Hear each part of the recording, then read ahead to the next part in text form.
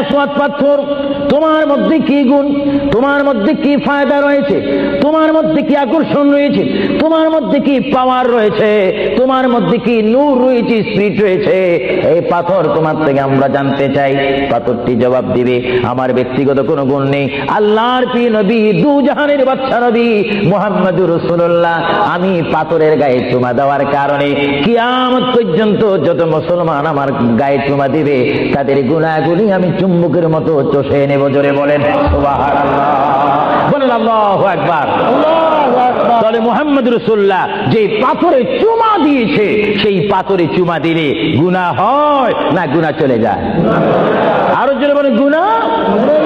যদি পাথরকে রাসূল পাক হাত দেওয়ার কারণে পাথরের যদি এত গুণ হয়, এত স্পিরিট হয়, এত গুণগান হয়, আর সেই রাসূলের দরবারে যদি আপনি উপস্থিত হয়ে ইয়া রাসূলুল্লাহ করে ডাক দেন, আপনার গুনাহ মাফ হওয়ার ব্যবস্থা আছে কিনা? আরো জোরে বলেন আছে কিনা? আমার আল্লাহ বলেন, হ্যাঁ পৃথিবীর মানুষ, হ্যাঁ আমার বান্দারা, তোমরা দুনিয়ার মধ্যে গিয়েছো, আমি তোমাদেরকে দুনিয়ার মধ্যে পাঠাইলাম। পাঠাইবার পরে আমি জানি তোমরা অনেক অন্যায় পথে যাবে, অনেক কাজ করবে, যে কাজগুলোর মধ্যে তোমাদের গুনাহ হয়ে যাবে। হ্যাঁ বান্দা, তোমরা গুনাহ করবে তাও আমি ভালো মতো জানি, তোমরা পাপ করবে তাও আমি ভালো মতো জানি। বান্দারে, পাপ করার পরে, গুনাহ করার পরে একাই কি মসজিদের মধ্যে তোমরা কেঁদেছো, রব্বানা যালামনা, বলেন রব্বানা যালামনা আনফুসানা ওয়া ইল্লাম তাগফির লানা ওয়া তারহামনা লানাকুনান্না মিনাল খাসিরিন বলে বলে মসজিদে কেঁদেছো, আসরের নামাজ পড়ে কেঁদেছো, যোহরের নামাজ পড়ে কেঁদেছো, মাগরিবের পড়ে কেঁদেছো, এশার নামাজ পড়ে কেঁদেছো। বান্দা, নামাজের মুসল্লা যখন বসে যাও, আমি আল্লাহকে তোমরা বারবার বল, আল্লাহ আমার গুনাহ মাফ করে দাও, তারপরও আমি তোমাদের গুনাহ মাফ করে নিই।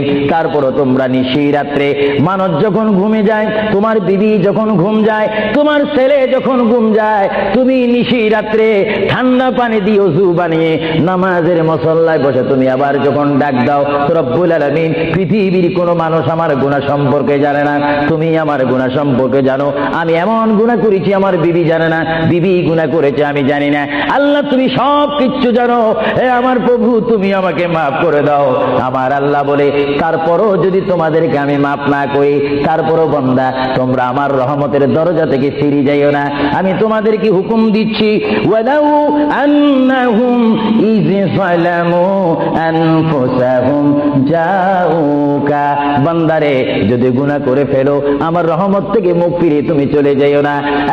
বান্দা, আকাশ পরিমাণ যদি গুনাহ করো, পাতাল পরিমাণ যদি গুনাহ করো, সাগরের পানি পরিমাণ যদি গুনাহ করো, পাহাড় তুলনায় যদি তুমি গুনাহ করো, আমার দরবার থেকে তুমি নিরাশ হইও না। বান্দা, আমি তোমাকে একটি রাস্তা পাঠাই দিচ্ছি, একটি পথ তোমাকে আমি দেখাই দিচ্ছি। সেই পথটি কোন পথ তোমরা জানো? ওয়ালাউ আন্নাহুম ইয যালামু আনফুসাহুম জাউকা, বান্দারে, যখন তোমরা বরবাদ হয়ে যাবে, তখন তোমাদেরকে একটা পথ আমি তোমাদেরকে দেখাই দিলাম। সেই পথটির নাম হচ্ছে আমার রাসূলের মদিনা। জোরে বলেন সুবহানাল্লাহ। বান্দা, আমার নবীর দরবারে গিয়ে কেঁদে কেঁদে তোমরা বলো, ইয়া রাসূলুল্লাহ, ইয়া হাবিবাল্লাহ, আয়া আকা ইয়া রাসূলুল্লাহ। আল্লাহ কোরআনে বলেছে, ওয়ালাউ আন্নাহুম ইয যালামু আনফুসাহুম জাউকা ফাস্তাগফিরুল্লাহ ওয়াস্তাগফার লাহুমুর রাসূল। আল্লাহ বলেছে, হে বান্দা, তোমরা ডানে না গিয়ে, বামে না গিয়ে, পিছে না গিয়ে, তোমরা সরাসরি আমার নবীর কদমে চলে যাও। আমার নবীর কদমে গিয়ে আমি আল্লাহর দরবারে তোমরা তওবা করো। তওবা করতে করতে তোমাদের চোখের পানি যখন বাইর হয়ে যাবে, আর ওই মুহূর্তে যদি আমার বন্ধু যদি তোমাদের জন্য আমার দরবারে সুপারিশ করে, আমি আল্লাহ তোমাদেরকে ওয়াদা দিয়ে দিলাম, গ্যারান্টি দিয়ে দিলাম, আমার রাসূল যদি তোমাদের জন্য আমার দরবারে সুপারিশ করে, সঙ্গে সঙ্গে বান্দা, তোমার অতীতের জীবনের কবিরা সগীরা গুনাহ মাফ করে দেব। জোরে বলেন সুবহানাল্লাহ। আরো জোরে বলেন। আমার আপনার গুনাহ মাফ করার জন্য রাসূলুল্লাহর দরবারে যাওয়ার দরকার আছে কিনা? চিৎকার জীবন আছে কিনা? এটা কোরআনের অপব্যাখ্যা নয়, কোরআন শরীফের আয়াত। ওয়ালাউ আন্নাহুম ইয যালামু আনফুসাহুম জাউকা।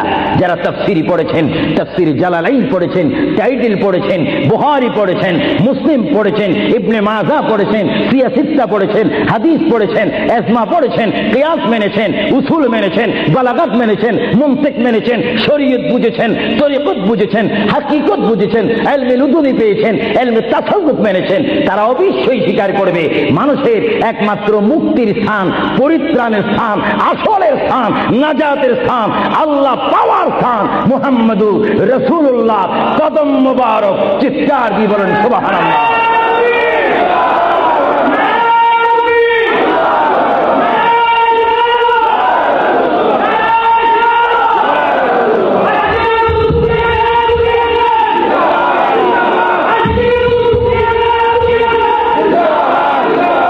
আপনারা সেই রসুল চান কি চান না? অবশ্যই চাইবেন, না চাইলেও চাইবেন। কেন চান নেই অবশ্যই আফসোস করবেন। কারণ পৃথিবীতে সন্তান রয়েছে, বিবির জন্য স্বামী রয়েছে, স্বামীর জন্য বিবি রয়েছে, সন্তানের পাশে মা রয়েছে, মায়ের পাশে সন্তান রয়েছে। এটার নাম দুনিয়া। আর দুনিয়াও মাজরাতুল আখিরা। কিন্তু এই দুনিয়া যেই দিন জীবনের সমাপ্তি, বিদায় ঘন্টা বেজে যাবে, সাথী হবে, আপন হবে, বন্ধু হবে, কবরের সঙ্গী হবে। সবাই বলেন মুহাম্মাদুর। আরো জোরে বলেন না মুহাম্মাদুর। আপনারা সেই রসুল চান কি চান না? সেই রসুলের চরিত্রের মধ্যে উম্মতে রক্ষা পাওয়ার গ্যারান্টি আছে কিনা? একটু দরুদ শরীফ পড়েন। আল্লাহুম্মা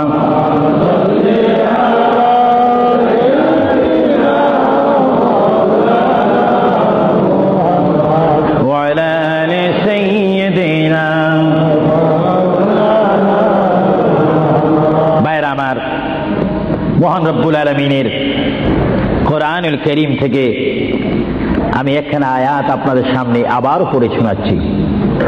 আমরা যারা এখানে উপস্থিত রয়েছি, আমাদের সকলের জীবনের সাথে সঙ্গে সঙ্গে রয়েছে মওত। জোরে বলুন কি? মরণ। মরণ মানে নড়াচড়া নাই, কথা নাই, শক্তি দেখাইবার ক্ষমতা নাই, চিৎকার দেওয়ার কোনো আওয়াজ নাই। এটার নাম কি? মওত।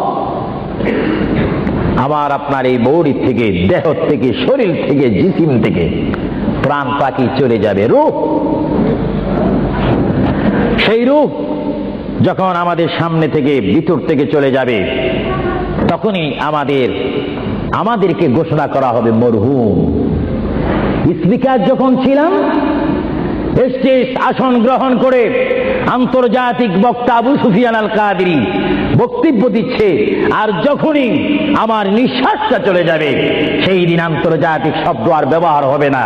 সেই দিন সবাই আমাকে বলবে, ইসলামিক আহলে সুন্নাহ ইসলামিক ফাউন্ডেশনের সকল সদস্যরা, সকল ইমানি ভাইয়েরা, সুন্নি মুসলমান ভাইয়েরা, তাওহীদ ও রিসালাত বিশ্বাসী ভাইয়েরা, সেই দিন আমাকে অবশ্যই ঘোষণা দিবেন মরহুম। জোরে বলেন কি? কিছুক্ষণ আগে আমি ছিলাম সাহেব, কিছুক্ষণ আগে ছিলাম আমি মাওলানা, কিছুক্ষণ আগে ছিলাম আল্লামা, কিছুক্ষণ আগে ছিলাম বিশ্বনন্দিত, কিছুক্ষণ আগে ছিলাম বিশ্ব মুফাসসির, আর এখন হয়ে গেলাম কি? মরহুম। অর্থাৎ এখন কি নাই?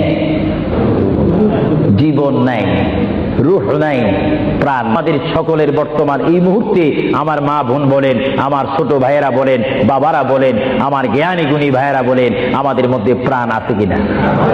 আপনি জানেন যে এই মুহূর্তের মধ্যে আপনি কয়েকবার মৃত্যুবরণ করতেছেন? একটি নিঃশ্বাস যদি চলে যায়, বাইর হয়ে যায়, আরেকটি নিঃশ্বাস নেওয়ার ক্ষমতা নেই। যে তুই নিঃশ্বাস প্রতি মুহূর্তে, প্রতি সেকেন্ডে যিনি আমাদের মধ্যে নিঃশ্বাস দিচ্ছেন এবং বাহির হচ্ছে, আসতেছে এবং যাচ্ছে, এই নিঃশ্বাস হুকুম মানতেছে কার? আরো জোরে বলুন কার? হঠাৎ করে যদি বন্ধ হয়ে যায়, পলিসি শেষ, ব্যবসা শেষ, ঘরের সেই সামানা সৌন্দর্য, সেই চেয়ার পালং, সেই স্বর্ণ হীরা মুক্তা পাউন্ড ডলার রিয়াল সব কি শেষ। এসেছেন আপনি, এখান থেকে আপনার বেডে আর যদি মৃত্যু হন আর ঘরে আপনাকে ঢুকাবে না। 2,000 পাউন্ড দিয়ে ঘর খরিদ করেছেন, সেই ঘরে আপনার স্থান নেই। আপনাকে মরহুম বলে, মৃত্যু বলে আপনাকে ঘোষণা দেওয়া হবে, এই ঘরে তার স্থান নাই। তার এমন একটি স্থান যেখানে পৃথিবীর আলো নাই, বাতাস নেই, চেরাক নাই, লাইট নেই, সাথী নেই, সঙ্গী নেই।